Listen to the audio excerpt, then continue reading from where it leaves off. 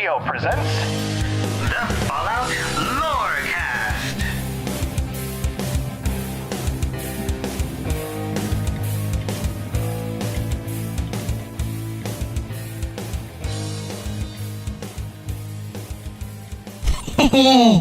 I'm back, everybody. It's me, Bud. Welcome to the Fallout Lorecast. I'm so glad that you are here.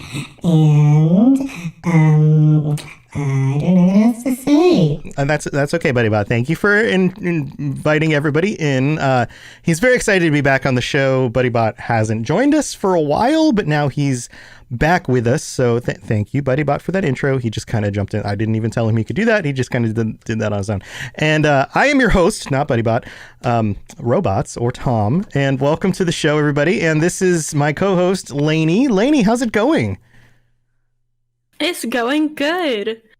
Like usual. Like usual, Lainey has multiple colors in her hair. It is looking amazing. I do. She is a gem-colored rainbow of hair colors right now.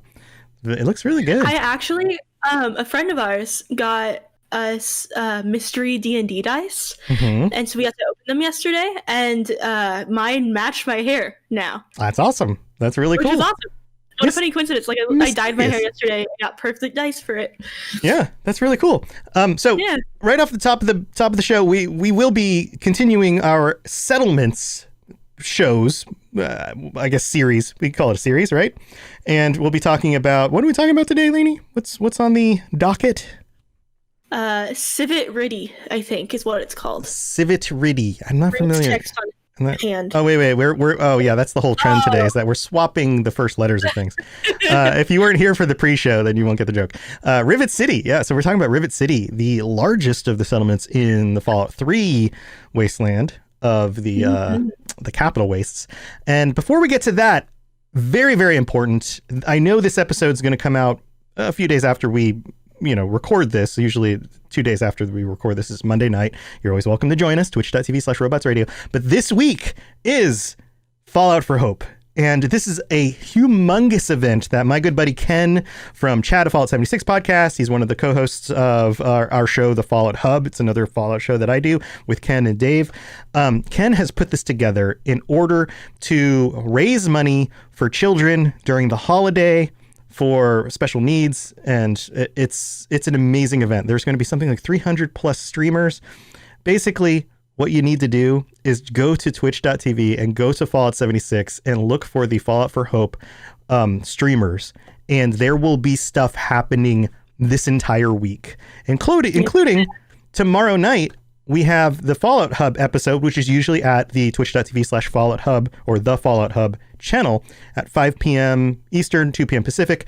But instead of just doing a regular episode this week, we will be doing a game show with Pete Hines and a bunch of some voice actors and some other famous content creators and a bunch of people. And we're going to be doing Apocalypse Squares. It's basically Hollywood Squares with a bunch of your favorite Fallout people from the community as the actual squares, and we will have two contestants who will be competing to see who can win the competition, and they were picked through a photo mode contest. So two actual regular people, not celebrities, not content creators, just regular people being contestants, being able to hang out with us live on stream. It's going to be awesome. I will be hosting the event. You guys should absolutely be there. And if you can't be there because you're not hearing about it soon enough, then make sure that you check out the Chad Fallout 76 YouTube page, because I'm sure that he's going to put that up afterwards on there. So it's going to be super, super fun. I'm very excited to be hosting it tomorrow afternoon. I guess it's not night. So anyway, that stuff coming up. Check out all the stuff. Just search Fallout for Hope. You'll find tons and tons of content out there this week. I started streaming for it this morning. We did some Fallout 76, and then the rest of the week I'm going to be doing Fallout 1 and 2. Yes. It's very exciting. That's awesome. Yeah. People are streaming all the different Fallout games throughout the community. Everybody's raising money. If you have any money that you can donate, it's St. Jude's. It's a wonderful, wonderful charity helping children, especially during the holidays. And otherwise, if you don't have money, just show up. Help increase somebody's stream number so it pulls more people in, so more people can donate. Lots of awesome stuff. So go check that stuff out. All right, let's move on to the actual episode for this week.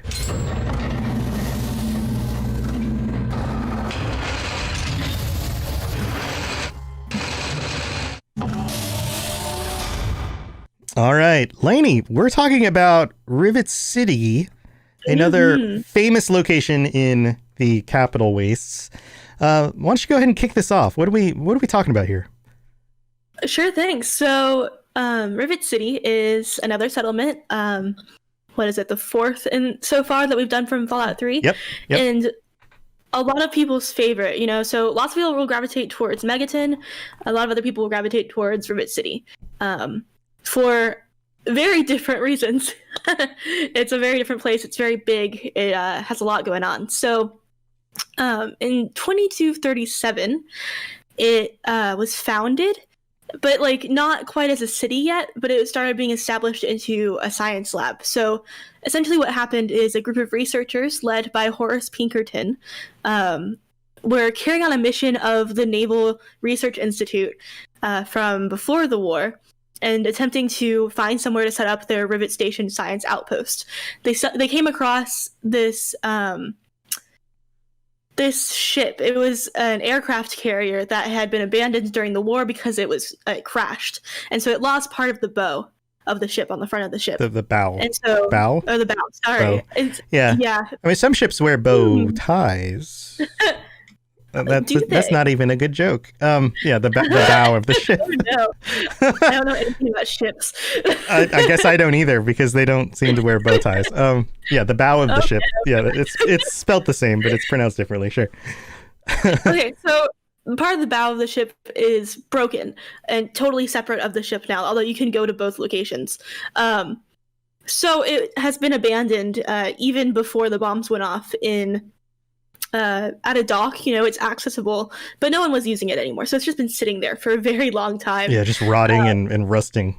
Yeah. Yeah. So people came across it, right? This little research group decided that they were going to set up shop there because the ship was already built in such a way that it was prepared for groups of people to live there for extended periods of time, as evidenced by having hydroponic farms that they were able to kind of bring back into commission. It had a nuclear reactor, among other really interesting things. Yeah, it's kind of amazing that it took so long. It was like 160 years after the Great War for it to be harnessed. Now, maybe that's due to a lack of actual population, or maybe it was too dangerous to get to. But you would think that settlers, people just kind of wandering the wasteland looking for a safe place to be and seeing a large ship on the horizon, that the first thing you would think is that location may actually give me shelter, let alone might actually have other things in it that would make it very functional to live in, because it was originally designed to house lots of people for long periods of time out on the ocean. Seems like a natural habitable kind of place to go. Right. And I can imagine maybe not thinking that you could do something with it, given that it very clearly, it doesn't look like a residential ship. It looks like an aircraft carrier. It's broken, and it is infested with mirelurks. And so at the time that they first come across it, it is just filled with mirelurks, and nobody wants to deal with mirelurks. And noting maybe it was just too dangerous to get to. Maybe it was too dangerous to settle. That could be part of that. Is just too many mirelurks. Not going over there. Right. Yeah. So that was in 2237. 2 years later, in 2239, a community started growing around this lab that they had developed, eventually leading to the development that year, in April of that year, to Rivet City as we know it. They've started getting more people in. They started trading with people, kind of the same way Megaton did and other areas, where they draw people in over time because they're initially a trading hub and they have resources that maybe other people don't have. So when it was founded, they had to create some sort of system of government. So they created a council consisting of 3 members, Horace Pinkerton, who led the initial researchers to go there, Brad Danvers, and Annette Holmes. Each one of them represents a different group of people who live on the ship. You have the scientists, the normal civilians, and the security workers, like the guards. And so they each get an opportunity through these representatives to make decisions that hopefully impacts them all in positive ways, and they can come to conclusions on things that will represent everybody, not just the scientists or whoever. You know? Right. They get their fair say, but there's kind of a democratic process for each. Right. Well, actually, it's more of a representative republic kind of process of each group having the people who are fighting for their rights and the things that work best for them, but then trying to find a balance between all the groups. Mm-hmm. So that's what they settled on. And so initially, for a while, it was the three of them. And Horace Pinkerton is a very interesting character. We'll touch more on him in a minute, but he didn't last on the council very long, despite being in charge of the scientists in the area, because another group from Project Purity ended up abandoning their post and coming to Rivet City. So Project Purity, if you played Fallout 3, is the drive to find access to fresh water and give it to people in the wasteland, essentially. Right. Or to create it. Right. Or to create it. Yeah. And your dad in the game, James, used to be the head of this group, this initiative. And he left. And so when he left, the other people didn't know what to do. So they brought themselves to Rivet City and set up shop there. And Madison Lee took charge of them, essentially, and decided that she was going to work with the scientists in Rivet City, and eventually kind of took over Horace Pinkerton's spot, which led to what they refer to in Rivet City as the conflict, where suddenly the scientists weren't really sure what direction they were going in anymore.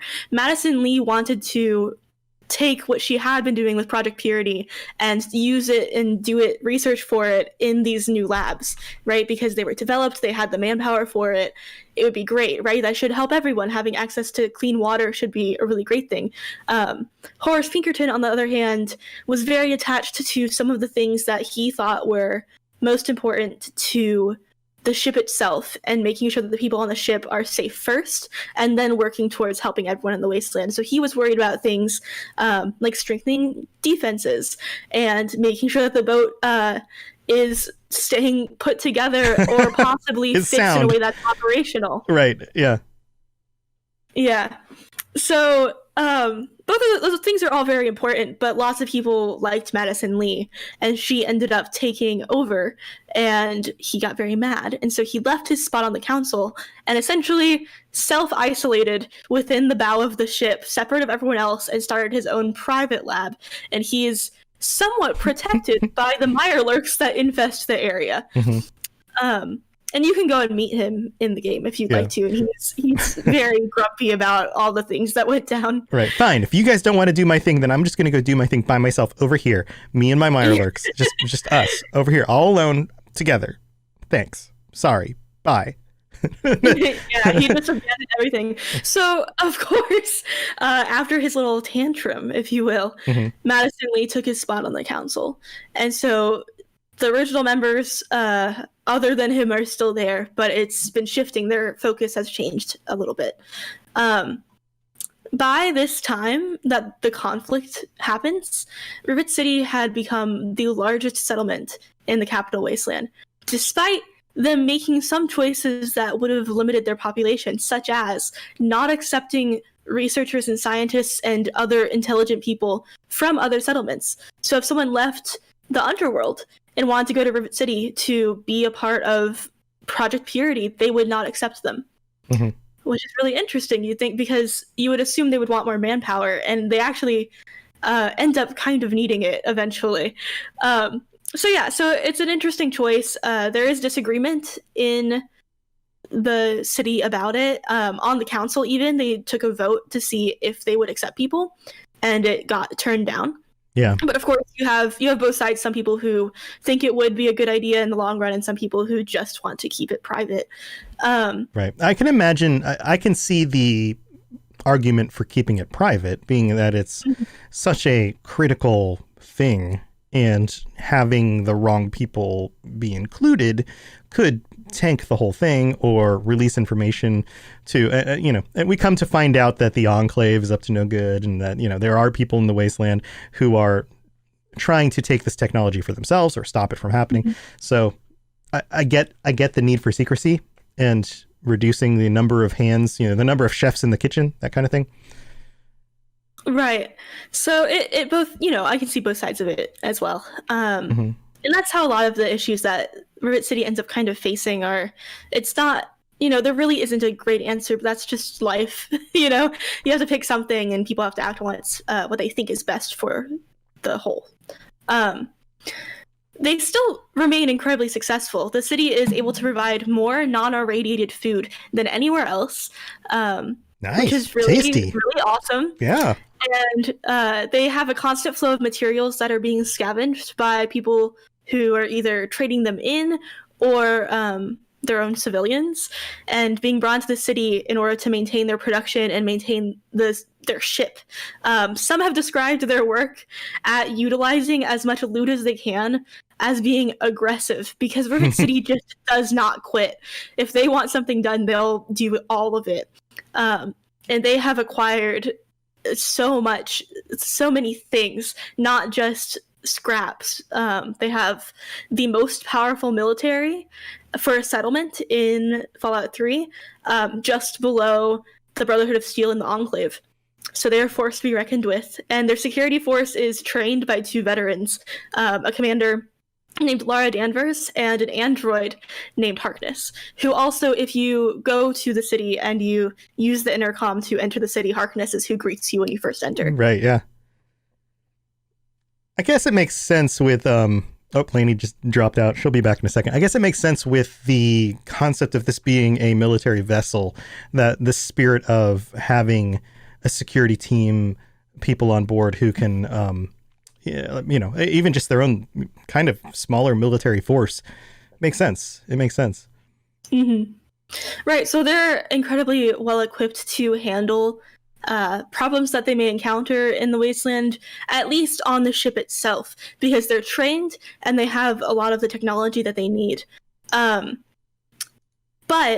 despite, the intelligence of their population, with all the scientists there and their government functioning the way it does and the amount of security they still have some more environmental based difficulties. This is most present in the condition of the ship itself, where because it is a broken down ship sitting in one spot in water all the time. Almost 200 years old. It is incredibly rusted. Especially on the lower levels. And so lots of the people on the ship are having trouble with tetanus infections and also respiratory issues such as red lung, where from breathing in and having constant exposure to this rust, they're damaging their lungs, especially the people living in the lower decks. Yeah, it's also a good way to ferret out who the communists are. They often get red lung. Oh my god. Ha ha ha ha. Hey. That was a really bad joke. Thank you, BuddyBot. Sorry, go on. So beyond the rust, the only other problem on the ship that they really deal with is just the ship kind of falling apart because it's old. And so most of their scrap that they scavenge doesn't go towards building things for inside the ship, rather than going towards making sure the ship isn't falling apart. So they spend a lot of time focused on just keeping things running. Which is it's a lot to work on when you're already working on things like product purity and training military grade security and stuff like that. They have a lot on their plate. In terms of more societal based difficulties, some of the scientific projects that they have require constant oversight, such as growing hydroponic food, which means that people that work on those projects have to be working for very long hours. They don't have all the hands in the world to work on this. They're not accepting scientists from anywhere else. So the people who are working on this is all they do. Yeah. So that is very taxing on their scientists. The city is open, however, like I said, to traders. And so having traders come in to add... Traders, not traitors. Not traitors. Yeah, traders. nobody wants traitors. No. So it's very helpful, anyone can really go in there. Some of the other characters you'll meet in the game will mention occasionally that they've set up shop in Rivet City before. So it's a very common area. Lots of people want to go there because it is a very successful city and it's very large. They are also well known for being the first trading partner of the Brotherhood of Steel, which is really cool. That's kind of a high honor, sort of. Right. In that the Brotherhood is extremely picky about who they work with. I mean, the Lions Brotherhood, not as much as, say, other groups from the Brotherhood. But, yeah, I mean, it's the first. But it also makes sense. They have a high amount of investment in acquiring things from the wasteland. So it would make sense that the Brotherhood would have identified that and seen them as a group to be connected to for their own benefits. Right. Yeah. Right. So, and it's good that you say that because it really is a big deal. And what does the Brotherhood protect more than anything? Technology. So it's kind of crazy that they're trading with Rivet City, who they are giving Rivet City military grade weaponry, military grade armor, other technology to assist them with their other projects. Yeah. It's everything Rivet City could need, they don't have to scavenge for these things anymore. They can just get them in return for helping the Brotherhood out. Yeah, I can imagine that there's enough benefit to the Brotherhood directly in order to do that. I also would imagine that the Brotherhood under Lions would see the value of the research that's happening in that location, and even things like the museum and the willingness to hold on to the items that they have and keep them safe. That does line up a certain amount with the ideals of the Brotherhood. Right. And so in return, Rivet City is assisting them with other things. The Brotherhood in Fallout 3 has these trade caravans that give out free water to wastelanders. And they need protection. So security from Rivet City, in return for trading for all these things, protects these caravans, which at first is a really great deal. Unfortunately, they start getting attacked by raiders very frequently, to the point where 3 out of 4 caravans come back incredibly damaged if they come back at all. So 75% of the people leaving Rivet City to protect, they just end up hurt or dead, which is really awful. And so people living in Rivet City have started realizing that this might not be the best deal, but this is where they get their technology from. It's great to have the Brotherhood on your side, and so they don't really do anything about this. So at the time that you are introduced to Rivet City, this is still something that the city is not really on the same page of. Some people think it's worth it to keep going, and some people really just don't want to be doing this anymore because people are dying, and they really need the security for themselves. So some people would like for the Brotherhood to start charging for the caravans, for the water from them, instead of having it being free, so that they can fund more things to keep the caravans more secure. Right. But they're not doing that. So this is completely unresolved by the time that you go into it. Yeah. I mean, it's kind of an amazing service that they were willing to do. I think it just goes towards, it just shows you Lion's commitment to helping people in the wasteland. I mean, they very different from other groups of the Brotherhood that we know about for sure. Yeah, that is for sure. So in terms of things going on in Rivet City, those are the big things, their projects, the kinds of people who are there, what their focuses are, the deal with the Brotherhood of Steel, all of that. Those are like the biggest factors that you'll run into. In terms of what it's like to be there, what your day-to-day might look like, there's a few notable locations that you could go to. You have, in terms of shops, you have the weaponry and armory store is called Flak and Shrapnel. Yeah, I love that. I love that that's the name of the place. Yeah. And the guy who works there, his name is Flak, and he used to be a raider. But he had some beef with his other raiders that he worked with, and he decided that he just wasn't going to do it anymore. So he left and opened up shop in Rivet City. Mm-hmm. You also have their general store, the Rivet City Supply, their clothing store, Potomac Tire, their drugstore, A Quick Fix. So you have all your basic needs covered. You can buy the things that you need in addition to... It's such a good, like, it's a double meaning. It's so good. Like, a quick fix, like, if you need some drugs to repair, like, take care of yourself. You need some, like, medication. This is a quick fix. But then there's also, like, a quick fix is like a quick fix. A drug hit. Yeah. Oh, man. That's a good name. Yeah, it's a great name. So those are all, the things that you need. You can get them there between there and the traders that come and go. You're pretty much set. If you have the currency to afford the things that you want to get, the world is your oyster. If you need a place to rest, there's the Weatherly Hotel, which, funnily enough, if you spend enough time in, you'll encounter residents of Rivet City coming in and stealing things from the hotel. Oh, really? I didn't know Some that. of them steal alcohol. Some of them steal just random things lying around. They'll just pick it up. That's funny. Yeah, it's pretty funny. Yeah. In terms of food and drink, you have Gary's Galley, which is a restaurant run by Gary Staley and his daughter Angela, which is fun. Mm-hmm. Reminds me of a certain other dad and daughter duo I know.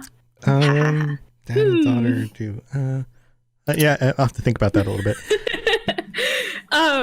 And then there's It's you, the you bar. dummy. She's talking about you. Thank you, Buddy Bot. Thanks, Buddy Bot. So, and then there's a bar called the Muddy Rudder. I have a fun fact about the Muddy Rudder. It has 31 shot glasses, which is the most shot glasses found anywhere in the game. Oh, it's like the Baskin Robbins of drinkeries. Sure. A different flavor in each shot yes. glass. 31 flavors of shots. 31 flavors, but that's it. If you have all of those, nobody else can drink anything. They have to buy it by the bottle. They also have St. Monica's Church, which is it's a Catholic church and one of the only functioning churches in the game, other than things like the Megaton's good old cult. Yeah. If you don't want to go worship a cult, then your other option is to be Catholic, I guess. I guess so. Those are your choices. It's interesting because we don't get a whole lot of representation in Fallout games of the old world religions. We get a lot of like weird cults, and we also get people who, I mean, I guess they're all just variations of weird cults, right? People who worship some sort of odd thing, whether it's Cthulhu-esque or, a bomb or whatever. But this idea of actual real old world religion is not something that shows up very often. Right. So you have to imagine, at least I think, that anything they would know about old world religions would come from what they've encountered, which often they interpret incorrectly, as we see with things like swatters instead of baseball bats and things like that. Or that it's kind of passed down through people who survived. Yeah, word of mouth. A lot mouth. of people who survived, Yeah. It's kind of hard to keep facts that way, So it's a little tough, and it makes sense that when people enter. Uh-oh. Lainey's glitching out again. She'll be here in a second. Nakamata. World that is you're back. You jumped out for a second. Oh, did I disappear? Yeah, you disappeared. Oh, no. So start over what you were saying with that thought. Oh, so I don't know where I jumped out, but I was essentially saying that for people who are new to an area, right, or it's a place, there's not a lot of information, and they're trying to attribute meaning to things, or develop a community. Both of those things are really those are the key reasons why religions start in the first place. It's because you're either trying to attribute meaning to something, or you want to create a reason for people to get together consistently, essentially. If you look at the history of religions in our world, that is what birthed most of them. And so it makes total sense that you encounter lots of cults that we do not understand in these games, because they seem crazy to us, but for those people, that's what makes sense to them. Right. It's an attempt to explain things, to give reason to things that seem unreasonable in many cases. And then secondarily, it becomes a means of control, which, for better or worse, is what it is. Yeah. Yeah, it depends who is in charge. Right. Yep. That's why you find in the real world some cults where like it really is just one person making a bunch of stuff up for the attention of it, and then being charismatic enough to convince people that it's true. Or for the control and depends. the power and the ego, money that may come with the it. ego need and those kinds of things.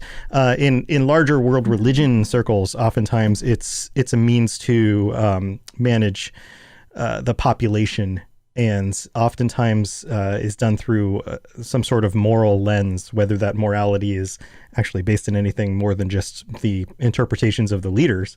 Often is debatable as well. But yeah, it's interesting. There's lots of different perspectives on that. But yeah.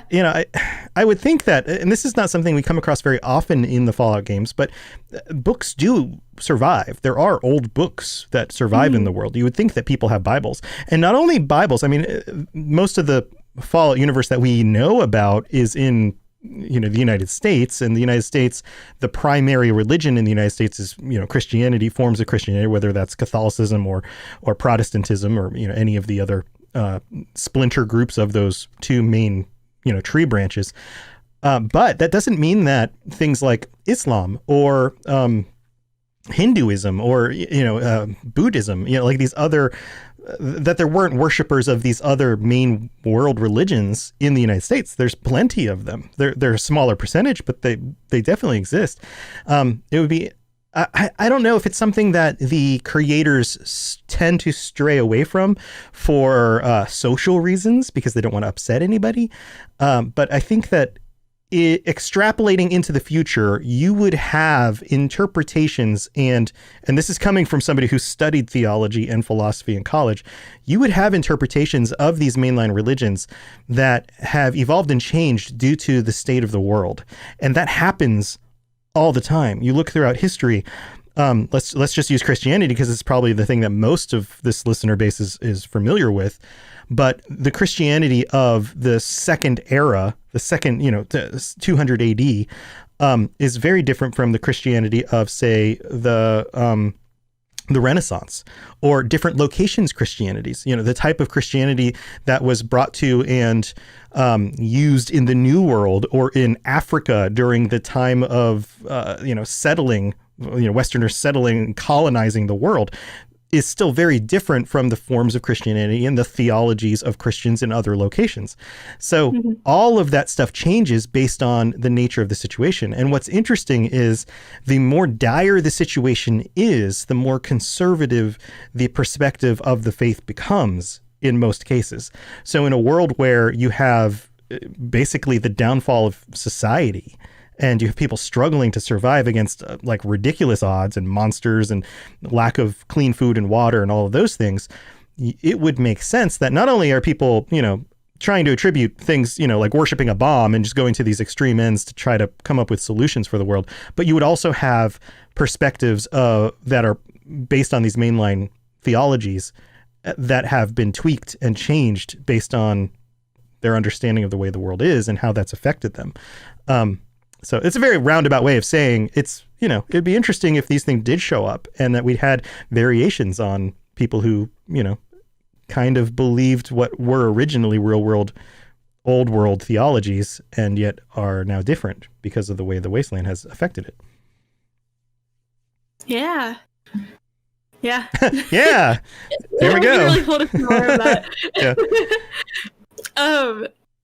Yeah, I think it's really interesting, and you could make the argument, right, that if you're going to pick any church or any place of worship, having a Christian church or a Catholic church in this case, because of the percentage of Christians in America, that makes sense. But absolutely, there are so many more religions that could exist in this world in addition to Christianity and the cults and such. Right. So, or even taking something like Catholicism and Catholicism's focus on the reparation of sin through attending church and admitting your sins and walking through that. And this idea that there's very much this focus on Catholicism about seeking forgiveness, and that we're all sinners, and we seek forgiveness, and then we sin again, and we seek forgiveness again. And oftentimes the situations that we're in don't get better until we find forgiveness and those kinds of things. And I could see a version of that where you look at the wasteland itself as punishment from God, and a very strict kind of Catholicism grows out of that, with people who are extremely morally strict and very, very focused on making sure that everyone seeks forgiveness for their sins and that everyone's a sinner. And then, of course, you can go off the deep end with that, and people deciding to kill people because they are sinners. And, I could totally see. And the same thing could happen with Protestant faiths as well. You can take any of those things, extrapolate them out to extremes, and they get dangerous. I think that would be interesting. I think it would be interesting to see a little bit of that. But maybe that story's already been told enough times that we don't need that exact same thing.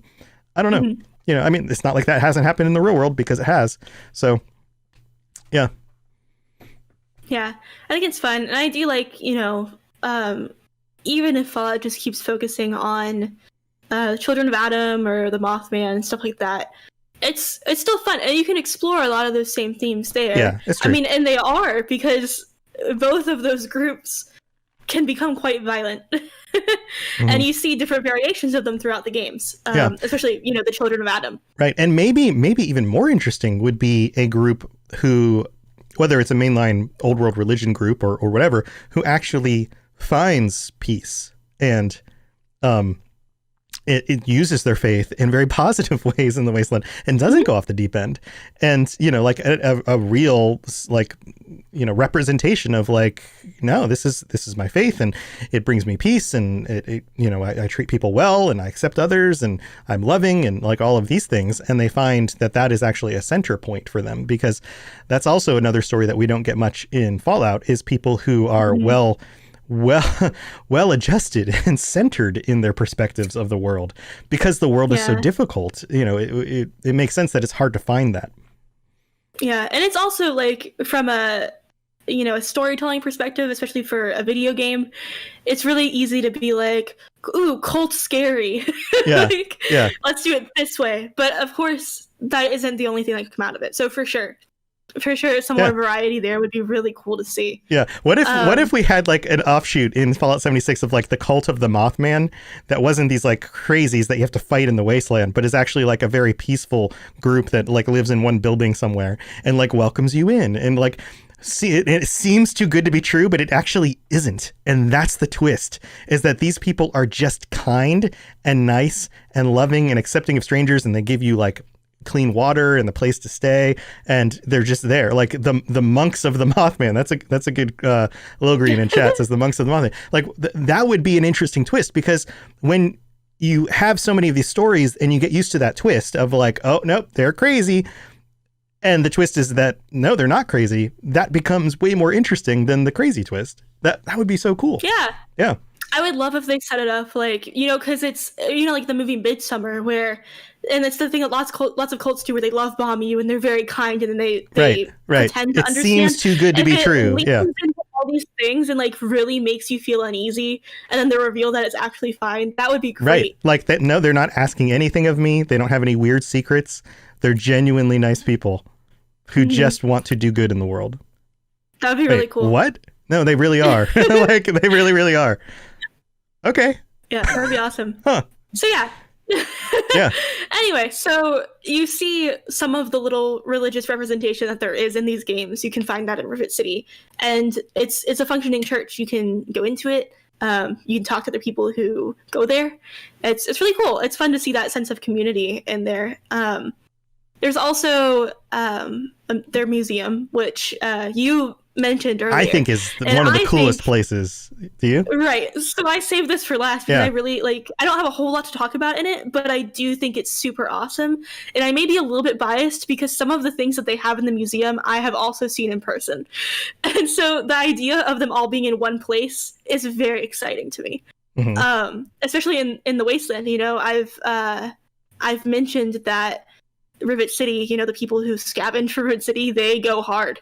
And if this is evidence of it. So you have the Capital Preservation Society, which is their museum, and it includes artifacts such as the Declaration of Independence, the Emancipation Proclamation, the United States Constitution, the Bill of Rights, the Gettysburg Address, and more. The Magna Carta, I think, is in there.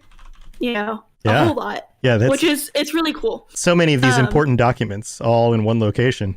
Right. Yeah. It's pretty awesome.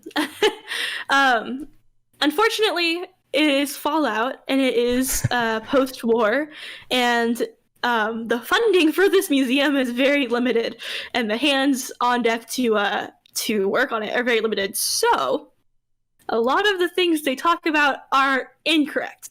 Right. So people who go to it they mislearn American history, which isn't. You don't only see this in Rivet City; you see this in Diamond City as well. But it's pretty funny. And frustrating. Right. You guys are so really close. You're so close to the truth. But you're not there. So close. Yeah. You have all the documents. But I mean, stuff like that happens in our world, and we have the ability to spend more time examining it, and we still pass down history in biased ways all the time. The victor is the one who writes the history, so our history sounds different than European history talking about us, and so on and so forth, right? Yeah. So it's to be expected that history in an apocalypse will be even more off the rails. So the last thing that I have really to talk about and is in this museum is that I thought was cool is they have an airplane. It's a jet. It's a fighter jet that's attached to the ceiling in the museum. Yeah. It is an exact replica of a North American P-51 Mustang fighter jet from World War II. Yeah, those were used a lot in the war. Yeah, fanatics and veterans and stuff. I know a lot of you watch the show. I think that's pretty cool. It's really neat. They didn't just throw a fighter jet in there. They were like, here's a specific jet that was here during these points in history, and you can go stare at it in the museum on the ceiling. It's a cool plane for sure. Yeah. Well, very cool. So Rivet City is a really neat place. Yeah. So, in chat they're talking about Nekomata says, "Oh yes, Abraham Washington." Yeah, Abraham Washington. I love that's his name, Abraham Washington. He's got fake teeth and a big hat. He's got a big hat made of fake teeth. Yeah, I guess that's better than for teeth. George Lincoln wouldn't be as good as Abraham Washington. Yeah. George Lincoln. George Lincoln. Well, very cool stuff. This, of course, every time we talk about any of these settlements, it brings back all these memories, and I'm just like, oh, I need to go back and visit all my old friends from this old settlement and be in there again. Yeah, I'd love to hear some of your thoughts on this and how revisiting this stuff, especially for those of you who haven't gone back and played Fallout 3 for years. How does this make you feel? Do you have any memories, any thoughts about that? Feel free to share that in chat, or of course jump into Discord and share that in the Fallout Lorecast channel on Discord. I'd love to hear your thoughts on some of that stuff. Well, Lainey, it's time to hop to the middle of the show. So why don't we do that? Hello there, old chap. Good to see another of General Atomic's finest, still eager to serve. Welcome to the middle of the show. This is the part of the show where we thank all of our patrons. Thank you, all of our patrons. You guys are absolutely the best. And if you are interested in helping to support the show and me and Lainey and our ability to keep doing this and keep creating more content and help me learn how to speak correctly, then please check out fallout.com/Fallout Lorecast did I say fallout.com? Patreon.com. Holy moly. /Fallout Lorecast. I just need to slow down a little bit and check out the different tiers, the things that you can get, like ad-free episodes, early episodes, extended episodes of the show. Anytime we hang out after an episode and chat with the community or play a trivia game or whatever, you guys will get a full extended version of the show. I don't have a trivia game ready for today because I've been busy doing some other stuff, but we're happy to chat a little bit more with you guys after the show. So if you are a patron or you'd like to be a patron, then stay tuned for that stuff. And for anybody who doesn't understand how that works, once you sign up as a Patreon, you get your own feed. You get your own very different feed of the show, which means that you don't have to get ads popping in. You don't have me advertising anything other than just thanking you guys and talking about Patreon. And once the show sounds like it's ending, there's always extra stuff at the end if we have extra stuff to give you. So go check that out. Lots of cool stuff. And thank you especially to our patrons. The The episode at the end of this month for our patron chat will be in 2 weeks on the 28th. So if it's something you'd like to join us and chat with us live on the show, then you're welcome to do that. Our tier 4 patrons who sign up can join us every month. And we always have such a great time talking with everybody. So go check that out. I'll stop yammering in your ears about that, and I'll try to learn how to talk better for the rest of the episode. If you have any questions about Nuka World, I'd be delighted to answer them. Yeah, Lil Green in chat says, it's been so long since I played Fallout 3. I don't even remember any of this. 10 plus years. Yeah, it's been probably about that long for me as well. Although I did play it a lot. It was one of those games I put a lot of time into for sure. Me too. So let's dive into some of the news. Lainey did an awesome job covering the settlement this week, Rivet City. But we have some really cool news coming out for Fallout 76. Actually, tomorrow starts the new game board. I guess a season. Is it a season? I don't think they call it seasons. But this is called the Scribe of Avalon. I've got an image here of exactly what that looks like. I'm pulling it up on screen right now. Here is, and if you aren't watching this, if you're just listening, then don't worry. You can always look this up on the YouTube channel if you want to see the images.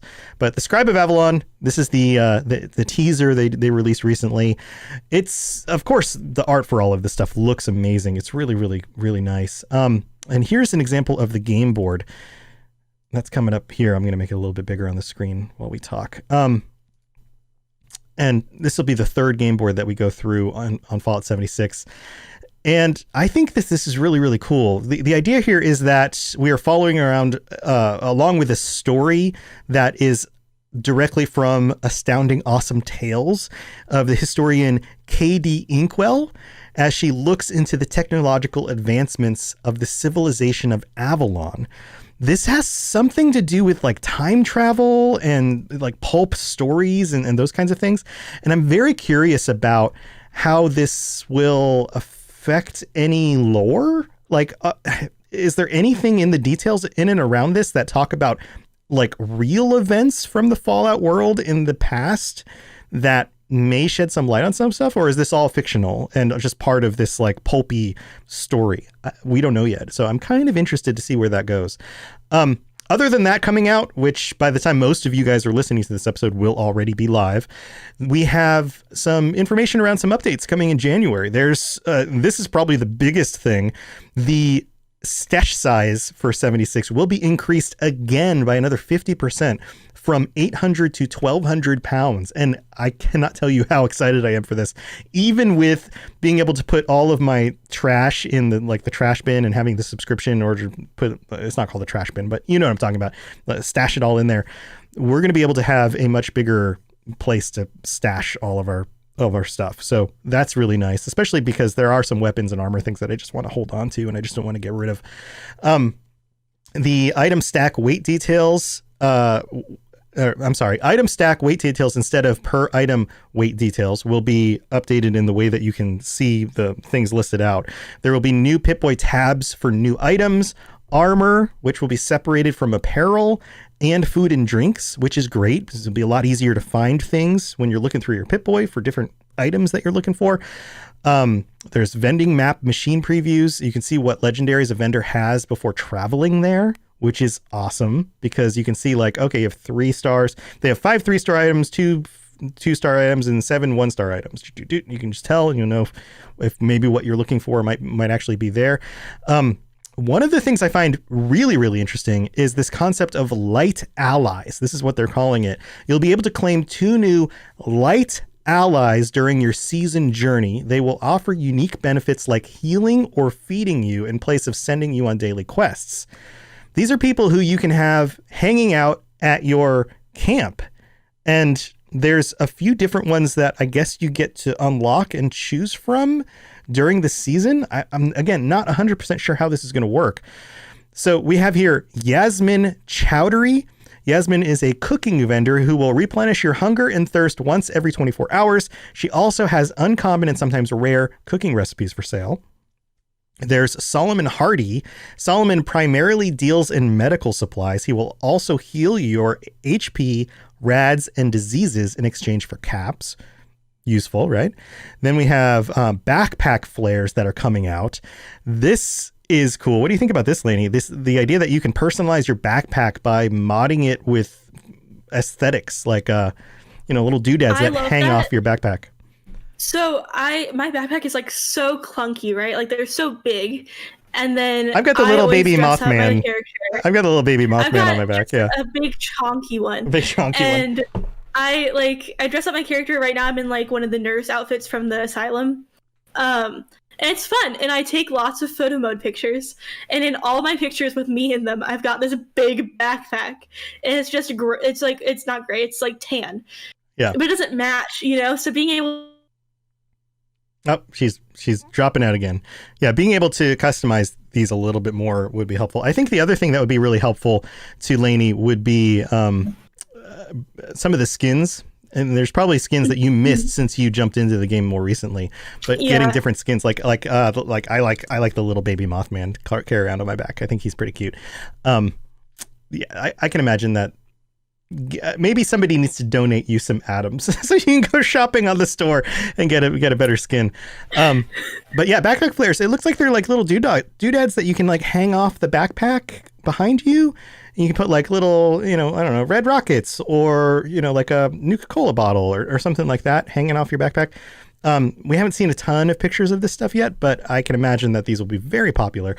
And I also hope that things like extremely rare backpack flares are available during certain quests or events. That would be really cool. And the kinds of things that we can try to go find while just playing through the game and kind of grinding stuff out.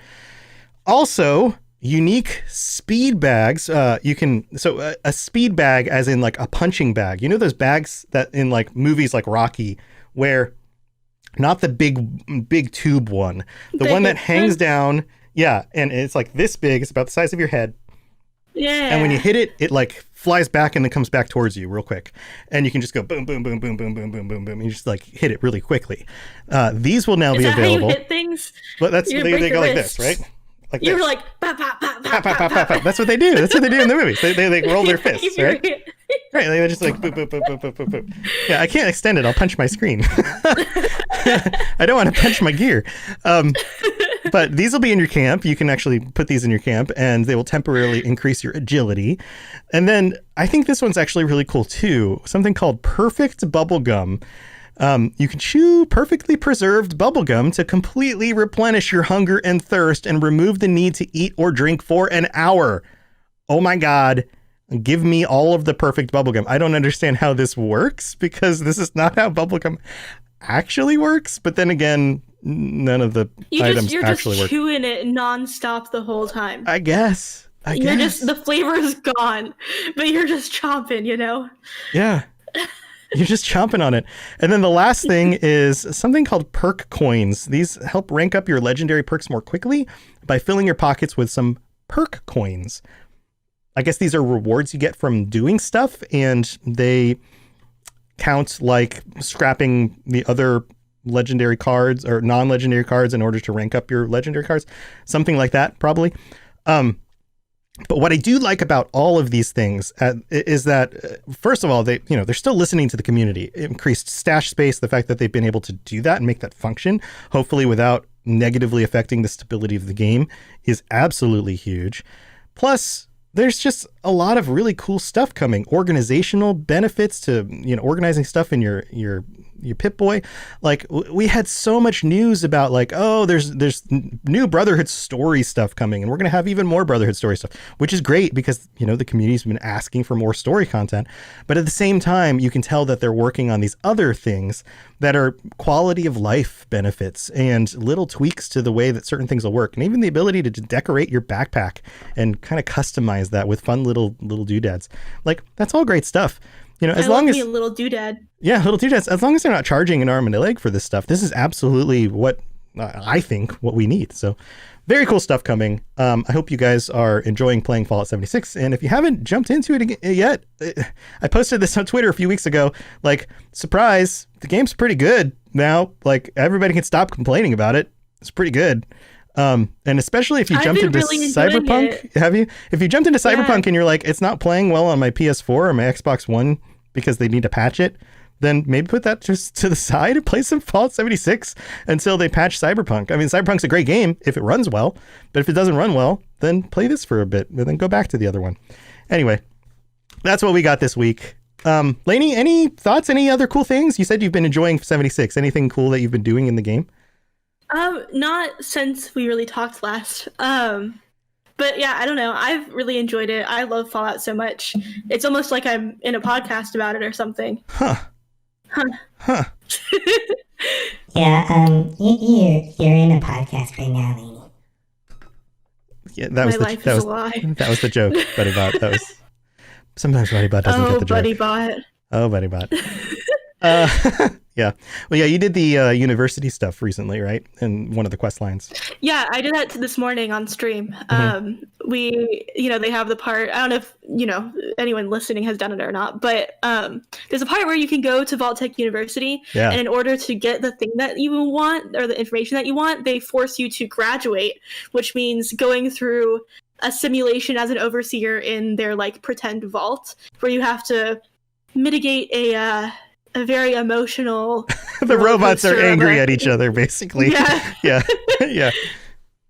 Yeah, it's good times. But yeah, the simulation vault is really cool. The university itself is really pretty interesting. Yeah, it's neat. It's cool stuff. It's like a real campus. I was surprised because when I walked up to it, I was like, "Oh, big building," and then my like little marker was somewhere else, and so I walked around and was like, "Oh, more buildings." I was like, "This is a real university." Yeah, it's like a campus. Yeah. Did you notice that the statue's missing its head?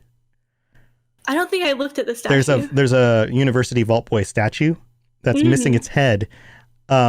And I won't ruin it for you, but you come across the head in another location, and it makes sense when you're there and you look around and you go, "Oh, that's who stole the head. I get it now." So yeah, yeah. Have you done the Nuka-Cola? No, not the Nuka-Cola. The drink. You guys are gonna yell at me. Somebody's yelling at their car stereo right now.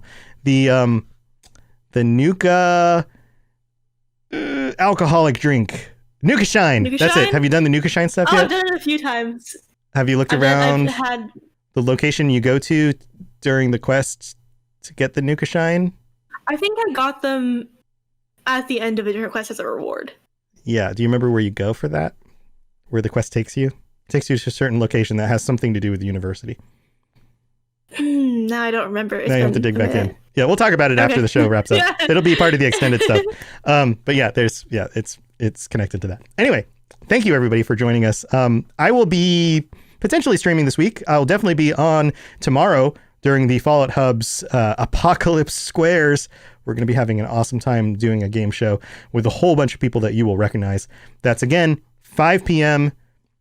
tomorrow, which is Tuesday. So if you're listening to this on Wednesday when it comes out, maybe I'll put this out early. I mean, I just put this out early so everybody gets it. So 5 p.m. Pacific or Eastern, 2 p.m. Pacific at twitch.tv/The Fallout Hub. And thank you to all of our chat and everybody who's been here enjoying the live show with us. We love you guys. It is super fun to see your comments while we talk. And Lainey, thank you for setting up this episode with the lore again. You're doing an awesome job with this stuff. And I guess until next time, if you live in a giant ship, then I should make sure that you get rid of the mire. Don't touch the rust. Kill the mirelurks and eat them because they probably taste pretty good, like lobster or something, right? I mean, that's a huge source of food. All right. Mirelurk cake. Mirelurk Yes. cakes. All right, guys. We'll see you next time.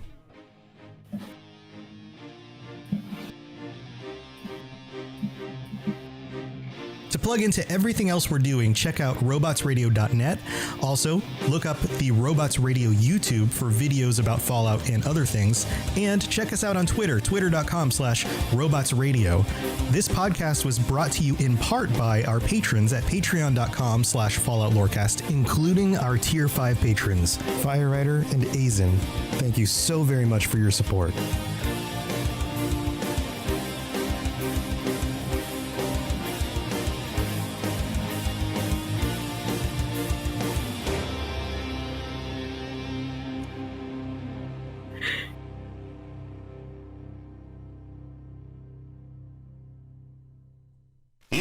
listening to a Robots Radio podcast. Smart shows for interesting people. Check out all the shows at robotsradio.net.